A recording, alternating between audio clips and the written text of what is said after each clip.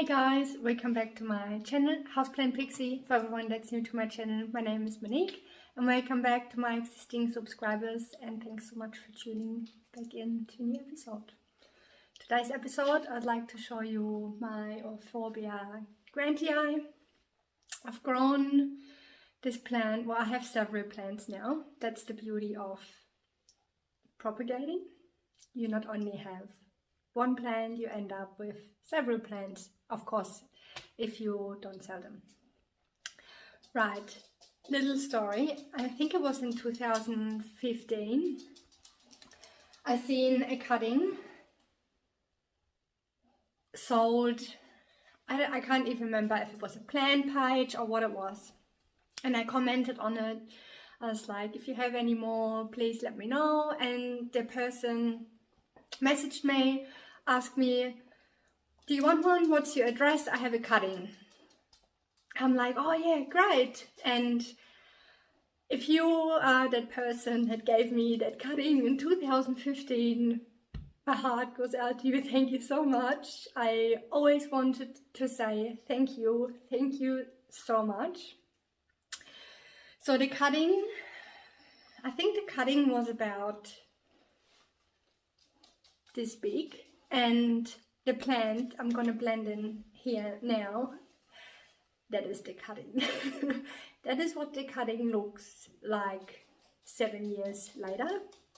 So it pushed out into, I can't remember, I have to look at it. It forked out because I cut it. So these guys are cutting, they're just grown straight up. So I got number one. I had a couple more, but I gave them away as presents. Nothing better to give people plants. Excuse the plants, they look a little bit untidy and there might be some cobwebs on them because they sit in my kitchen window, which is west facing, so they get the direct afternoon sun, and these guys are not bothered by it. Also, when you water them, keep your water on the lower side because they are like succulent type, you know, the Euphorbia that has the spikes. It's the same family. So when you do cut them, they have white sap. Be careful because it could irritate your skin and it's highly poisonous. So that sits in my kitchen window. I don't know, can you see that spider web there? It's way too big. And I say this, I was hoping the same happened with what happened to the other plant, that it's gonna fork out to both sides, but unfortunately sometimes that's not the case. So we might chop these today because they hit the ceiling in my kitchen window and I don't like them there. And here is number, oh my god, this has also cobwebs on them. I don't think you can see the spider webs. That one looks really funky because it started growing. These two, so cool. And look at the leaf, it's like, depending how much sun they're getting, I think if they're getting a lot of sun, they look that color. It's the same plant, it's all from the same plant, and if they are not getting too much sun, they look like this. It's so cool. Every leaf looks different. Yeah, ignore this, that hasn't come off yet, but I have to clean it up. So let's chop some of these guys up. I'll show you how we do it. So now we chop it. It only took me like, I don't know, over half an hour to find my secateurs. Do you have that? Sometimes you did some, yeah. Anyway, you know what I mean. Let's start with this one here. And I've decided we are going to chop it right here. Yep, right there. And we just see what happens, right? Alright. Just between the nodes on an angle, actually. If you think, oh, no leaves gonna grow on the bottom there. So, alright. And here comes the set. And chop. Yeah, make sure your secateurs are nice and sharp, not like mine.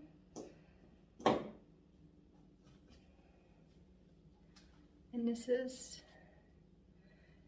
the milky sap that comes out. And because this, I think you could put this in the vase and try and root the whole thing. I just wouldn't recommend it. It's a lot to supply the whole trunk with nutrients and form some roots. Bit tricky. So I'm just going to chop this bit off and dispose it.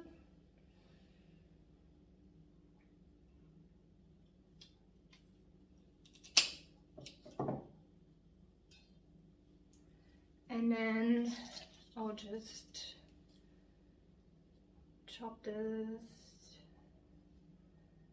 Alright, let's make a few more plants. Chop this here. And then we chop, whoops, the sap just went on my floor. Right, the dogs are not around, so it's all good. Whoop. Can you see that? Be careful. Very poisonous. The next one I'm gonna chop where those funky bits came out. Like these parts. You could chop it down the bottom here and chop these and put them in the vase and then chop, chop, chop. But we're going to, oh, this is, can you guys see that? Can you, yeah? Spiders are friends. I just wonder where the spider is at the moment. Right. Let's just pretend it's got a house somewhere else. Right. Okay. Now,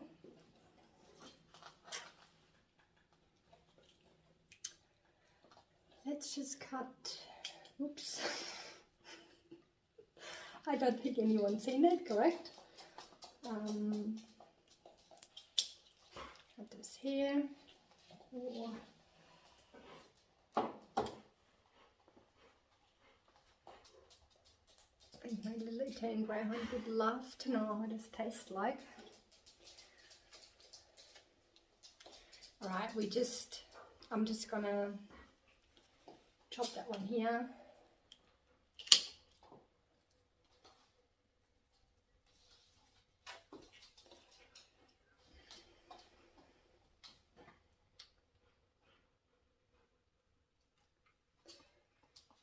It's also very sticky, Millie.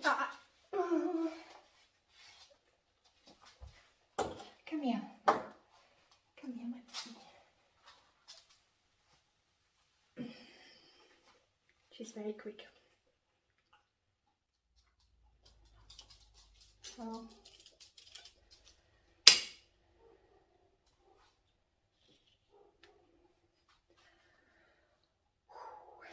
And one more. Sorry guys. Oh.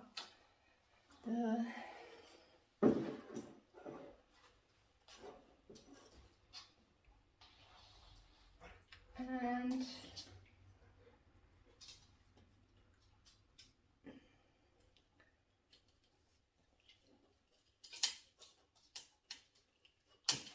oh, it's very thick.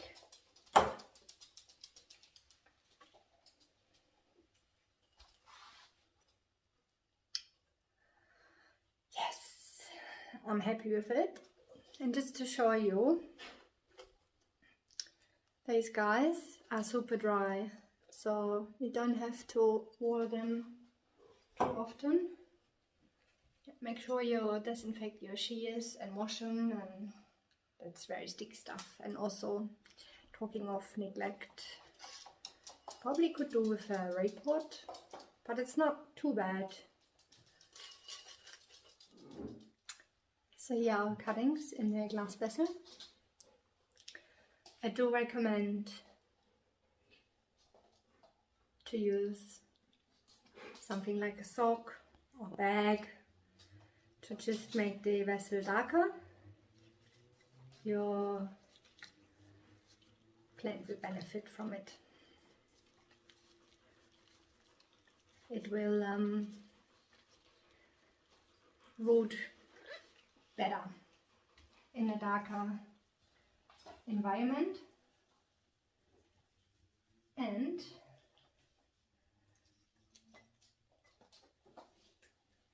it kind of looks funky. So yeah. Oh, you can also use any other type of vessel, that's fine too. This is not some shady beer advertisement. I hope you liked this video. If you did like it, give it a like, and thanks for watching this video all the way to the end. I see you next time. Until then, stay planty. Bye!